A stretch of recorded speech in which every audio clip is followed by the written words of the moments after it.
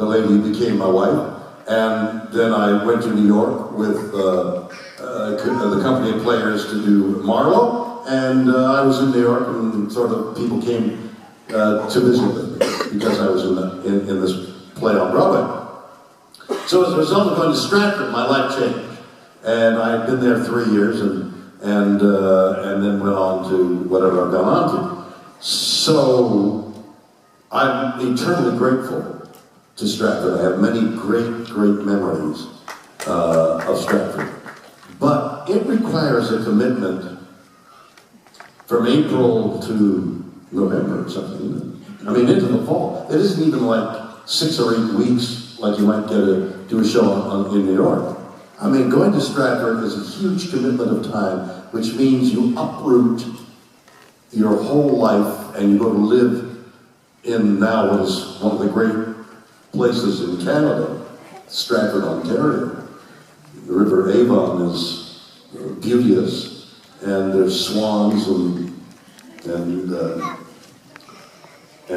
some good food there too. Yeah, no, go ahead. But I mean, this uprooting of your life is a huge commitment, and I don't think I'm prepared to make that commitment anymore. It is quite something for an actor to do. When you're young and striving, there's no problem. You'll go where the work is. But after a while, tell me what your feeling is. I share your feeling the way things are now, but for me it was a little different. Excuse me.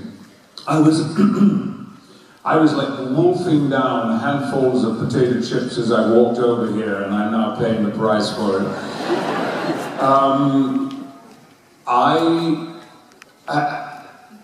So far as I'm aware, it is not formally on record that when people, which they love to do, make comparisons between the first 2 captains of the Enterprise, it is as though we were so different. And yet, in fact, the first 2 captains of the Enterprise had their first stage experience as Shakespearean classical actors, and the first 2 captains of the Starship Enterprise were not American.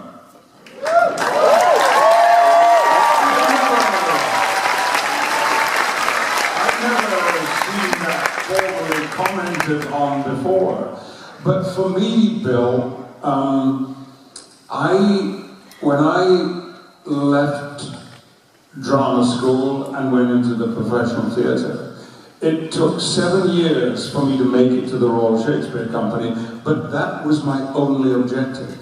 I had no plans for television, and the idea of movies was ludicrous. So once I got into the Royal Shakespeare Company, and you're right, an upheaval, moving the, 100 miles from London to Stratford-upon-Avon, Warwickshire, and finding somewhere to live, and either bringing your family with you or the children were in school and so forth. Very, very complicated. But I didn't have children at that time, and I was very newly married, and my wife had a very much more successful career than I had and was doing movies. But when I got up there, I didn't want to leave, nor did I.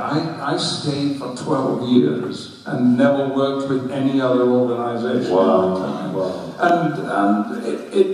And it was only because I had everything I wanted there, and I loved the countryside. I never lived in a rural environment. I fell in love with Stratford-on-Avon, particularly, which is now where I live. I fell in love with the Cotswolds. Wow. In Gloucester.